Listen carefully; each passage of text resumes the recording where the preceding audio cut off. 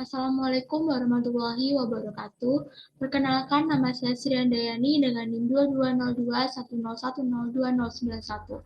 Di sini saya akan menjelaskan mengenai implementasi Google Classroom dalam kegiatan pembelajaran fisika di SMA maupun MA.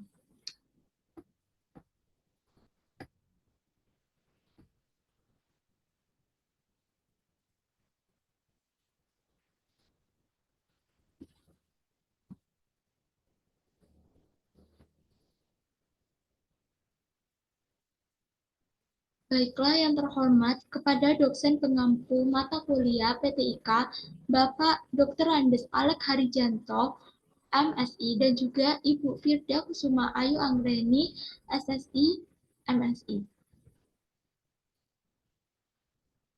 Perkenalkan, saya dari kelompok 12 dengan NIM 220210102091.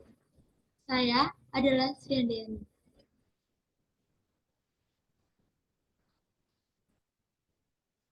Dalam pertemuan kali ini, saya akan membahas mengenai e-learning, Google Classroom, persiapan sebelum penggunaan Google Classroom, cara untuk join Google Classroom, kelebihan penggunaan Google Classroom dalam pembelajaran fisika, dan juga kelemahan Google Classroom dalam pembelajaran fisika. Baiklah, yang pertama yaitu mengenai e-learning atau pembelajaran fisika di tingkat SMA maupun MA yang menggunakan media pembelajaran dengan memanfaatkan teknologi digital berbasis cloud computing.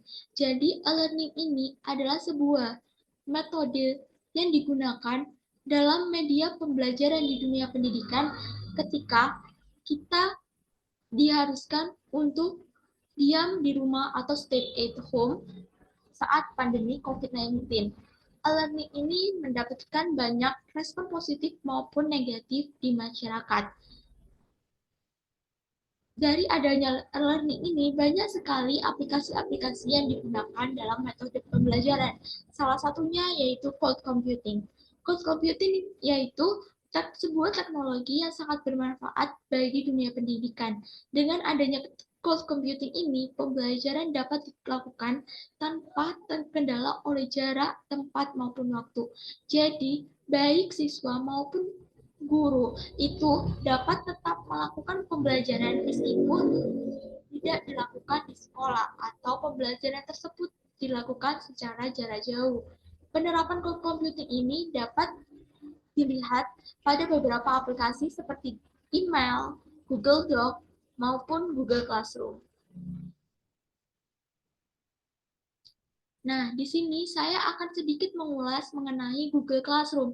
Google Classroom ini merupakan salah satu aplikasi yang menerapkan cloud computing atau dapat digunakan sebagai alternatif pembelajaran jarak jauh nih, yang memudahkan guru maupun siswa dalam melakukan kegiatan PJJ.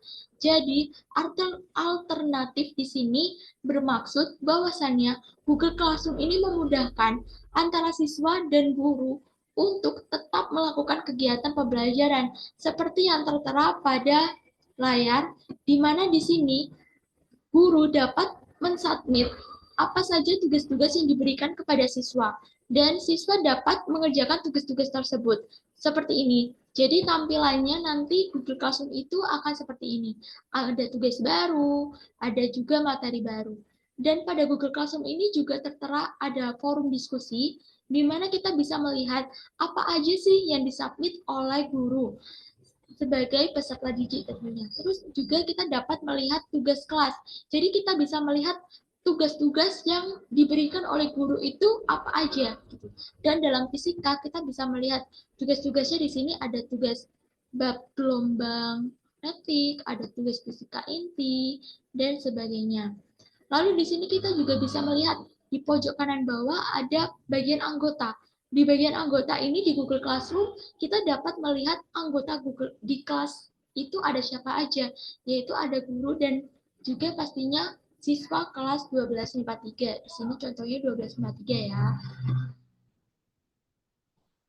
Lalu apa saja sih atau bagaimana sih cara yang harus apa aja yang harus disiapkan sebelum menggunakan Google Classroom dalam proses pembelajaran.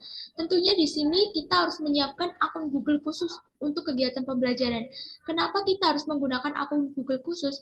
Agar nantinya notifikasi atau pemberitahuan mengenai pembelajaran tidak tumpang tindih dengan notifikasi untuk aplikasi yang lain. Sehingga peserta didik maupun guru alangkah lebih baiknya untuk menggunakan akun Google khusus untuk kegiatan pembelajaran. Seperti itu. Lalu selanjutnya jika sudah mempersiapkan akun Google tersebut, siswa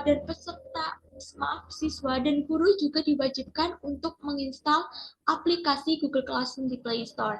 Google Classroom tersebut dapat diinstal bukan hanya di Play Store ya, tapi di App Store juga bisa. Jadi semua platform digital kita bisa menginstal Google Classroom seperti itu. Lalu selanjutnya, bagaimana sih cara agar kita itu dapat join kelas di Google Classroom atau kita dapat masuk ke kelas yang ada di Google Classroom, baik sebagai pendidik maupun sebagai peserta didik. Caranya mudah banget. Nah, yang pertama, baik peserta didik maupun guru, itu caranya sama. Yaitu pastikan dulu udah mendownload aplikasi Google Classroom di handphone kamu maupun di laptop. Jadi, FYI, Google Classroom ini dapat diakses baik di laptop maupun di handphone.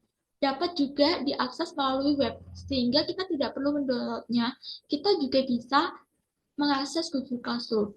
Tapi alangkah baiknya kita tetap mendownload aplikasi Google Classroom tersebut. Lalu yang selanjutnya kita dapat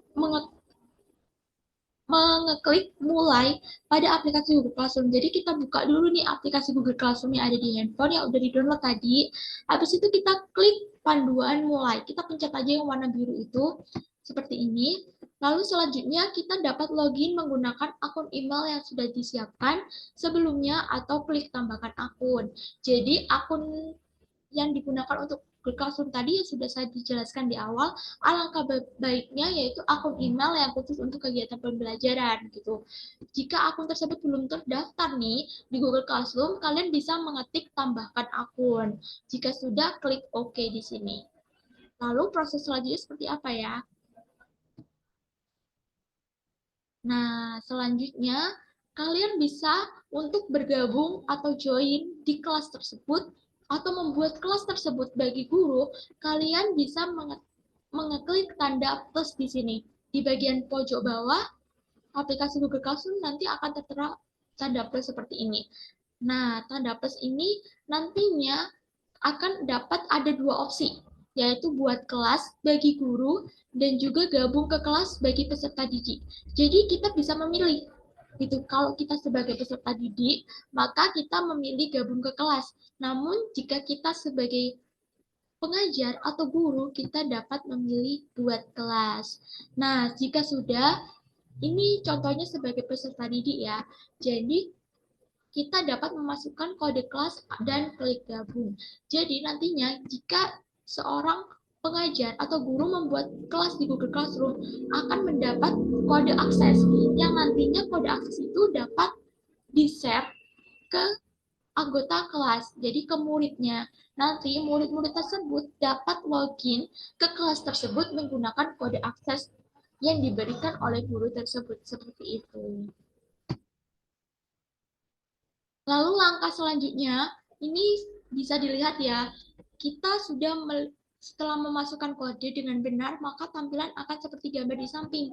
Jadi kalau kakak-kakak semua sudah memasuki Google Classroom dan sudah join kelas juga, nanti tampilannya akan seperti ini, di mana akan terlihat tugasnya apa saja, lalu materi-materi yang disubmit oleh gurunya apa aja. Nah, nanti kita itu bisa melihat juga deadline dari penggunaan atau tugas-tugas yang dikumpulkan itu kapan gitu. Kita bisa melihat kapan sih deadline tersebut itu di tugas kelas. Nanti kita bisa menekan tombol ini ya, tugas kelas, kita bisa klik aja tugas kelas. Nanti kita bisa lihat di situ tugas-tugas yang udah kita kerjakan dan yang kita belum kerjakan gitu. Nanti bisa diurutin dari yang paling atas yang belum kita kerjakan dan deadline-nya paling dekat sampai yang paling bawah yang udah lama kita kerjakan seperti itu. Jadi kalau udah tampilannya seperti ini berarti Google Classroom sudah siap untuk digunakan dalam kegiatan pembelajaran. Lalu apa saja sih gitu? Pastinya kan penasaran ya, kayak manfaatnya menggunakan Google Classroom dalam media pembelajaran secara PJJ atau pembelajaran jarak jauh itu apa aja sih? Yang pertama yaitu mudah digunakan. Jadi Google Classroom ini mudah digunakan karena desainnya itu sangat amat sederhana sehingga sangat mudah dipahami bagi orang awam. Saya sendiri merasakan bahwasannya ketika saya menggunakan Google Classroom pertama kali, saya merasa sangat amat terbantu seperti itu. Jadi saya tidak merasa kesulitan layaknya saya pertama kali menggunakan aplikasi-aplikasi yang lain. Selanjutnya yaitu menghemat waktu. Ini benar banget sih. Jadi dengan menggunakan Google Classroom, baik peserta didik maupun guru dapat dapat lebih efektif atau lebih efisien dalam waktu yang digunakan. Sehingga kalau misalnya di dalam hal pengumpulan tugas, siswa atau guru tidak perlu mengumpulkan tugas dalam waktu yang hari itu juga gitu atau di jam itu juga. Jadi guru juga tidak harus mengoreksi tugasnya tuh di jam itu juga. Guru bisa mengoreksi tugas-tugas atau hasil belajar siswa itu dimanapun dan kapanpun karena hasil dari tugas-tugas tersebut kan disimpan dalam bentuk file. Beda halnya dengan kita ketika sekolah langsung atau offline. Tugas-tugas ditulis di buku. Otomatis guru harus mengoreksinya satu persatu di buku tersebut. Dan mengoreksi tersebut tidak bisa dibawa pulang. Kenapa? Karena tentunya itu akan mempersulit guru dalam harus membawanya ke rumah, lalu harus membawanya lagi ke sekolah, itu tentunya tidak efisien bagi guru untuk mengoreksi seperti itu. Sehingga hal ini tuh memudahkan bagi guru dan siswa dalam proses kegiatan belajar mengajar. Selanjutnya yaitu berbasis code. Tadi udah dijelaskan ya bahwa Google Classroom ini tuh menerapkan teknologi cloud computing, di mana dilengkapi dengan teknologi yang profesional dan otentik untuk digunakan dalam pembelajaran. Jadi Google Classroom ini pastinya sudah menerapkan teknologi yang profesional ya, karena termasuk cloud computing. Jadi di Google Classroom ini banyak sekali fitur-fitur yang dapat mempermudah baik guru dan peserta didik dalam melakukan kegiatan pembelajaran. Dan juga fitur-fiturnya kita bisa lihat dari slide sebelumnya ya, di mana di situ bisa dikelompokkan nih, kayak tugas-tugas yang belum diselesaikan itu apa aja, tugas yang deadline-nya lebih dekat itu yang mana aja, lalu guru juga bisa men-share materi-materi yang mau dibagikan ke siswa, tugas-tugas yang mau dibagikan ke siswa, jadi hal ini tuh mempermudah gitu, dengan adanya aplikasi cloud computing ini sangat amat mempermudah kegiatan pembelajaran. Dan selanjutnya itu gratis atau dapat diakses lengkap tanpa biaya apapun. Karena kita bisa tinjau ya dari aplikasi-aplikasi yang lain layak seperti Zoom, itu kan ada batasan waktu yang untuk digunakan. Kalau misalnya waktunya ingin lebih lama, maka harus berlangganan atau premium. Nah, kalau di Google Classroom ini enggak. Jadi di Google Classroom ini tidak ada batasan waktu.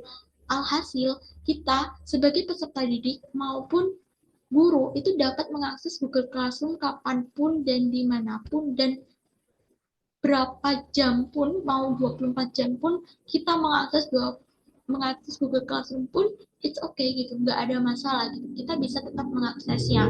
Lalu yang selanjutnya yaitu ramah seluler. Maksudnya di sini itu Google Classroom itu dapat diakses atau di-download, diinstal oleh semua perangkat mobile, baik itu Android maupun iPhone. Jadi nggak semua, kan kadang ada ya yang kalau misalnya hanya bisa diakses oleh Android, tidak bisa diakses oleh iPhone dan sebagainya gitu. Tapi kalau misalnya Google Classroom ini bisa diakses oleh perangkat mobile apapun dan manapun, jadi tidak ada batasannya. Lalu yang selanjutnya mengenai kekurangan dari penggunaan Google Classroom dalam pembelajaran. Kekurangan ini itu dapat berupa yang pertama yaitu tidak adanya interaksi antara guru dan peserta didik secara langsung. Sehingga pembelajaran kegiatan pembelajaran dapat dilaksanakan secara lebih efektif dan efisien. Maksudnya di sini itu tidak adanya interaksi langsung antara guru dan peserta didik karena memang di Google Classroom ini tidak disediakan ya kayak layaknya Google Meet ataupun Zoom sehingga siswa dan peserta didik itu tidak dapat maksudnya siswa dan guru tidak dapat bertatap muka gitu. Kalaupun ingin bertatap muka, guru dapat menginstal atau menggunakan aplikasi pihak ketiga seperti Google Meet maupun Zoom. Selanjutnya, kekurangan yang selanjutnya dari Google Classroom ini yaitu perlu adanya sarana dan prasarana yang memadai. Sarana dan prasarana yang memadai di sini maksudnya yaitu dalam mengakses Google Classroom tentunya itu memerlukan kuota, memerlukan WiFi, memerlukan sinyal gitu. Dan kalau misalnya ditinjau di tempat tinggal setiap peserta didik kan berbeda-beda. Ada yang desanya itu tidak ada sinyal, ada yang desanya itu tidak dapat mengakses internet gitu. Jadi penggunaan Google Classroom dalam kegiatan pembelajaran ini sedikit menyulitkan bagi beberapa siswa gitu. Dan akibatnya karena adanya sarana dan prasarana yang kurang memadai ini akan dapat menghambat pembelajaran gitu. Dapat menghambat pembelajaran di sini berarti karena ya itu tadi gitu proses pembelajaran itu tidak dapat berjalan sesuai dengan waktu yang ditentukan kayak banyak siswa yang mengumpulkan tugasnya itu tidak sesuai dengan deadline yang ditentukan oleh guru seperti itu. Lalu pastinya akibat adanya sarana dan prasarana seperti yang dibutuhkan itu lebih banyak ya, itu pastinya itu pengeluaran bertambah. Pengeluaran bertambah di sini akan mengakibatkan adanya pengeluaran kuota, pengeluaran untuk bayar wifi, belum lagi kalau misalnya di rumahnya peserta tersebut tidak ada sinyal, otomatis untuk mengupload atau mensubmit tugas yang diberikan oleh guru, siswa tersebut harus ke kafe. Ke kafe harus paling enggak beli minum. Di situ pastinya akan mendapatkan pengeluaran yang lebih banyak dari sebelumnya. Nah, itulah tadi pembahasan mengenai implementasi Google Classroom dalam pembelajaran fisika untuk SMA atau MA. Jadi sebenarnya Google Classroom ini tidak hanya digunakan untuk SMA atau MA ya, tapi dalam konteks pembelajaran online kemarin karena COVID-19 semua sekolah hampir menggunakan Google Classroom semua. Dan untuk materi yang saya share tadi gitu, itu bersumber dari 4 jurnal. Yang pertama itu jurnal dari Amin, yang kedua jurnal dari Permata dan Bakti, yang ketiga jurnal dari Sukmawati, dan yang terakhir itu jurnal dari Sintanti dan Putri.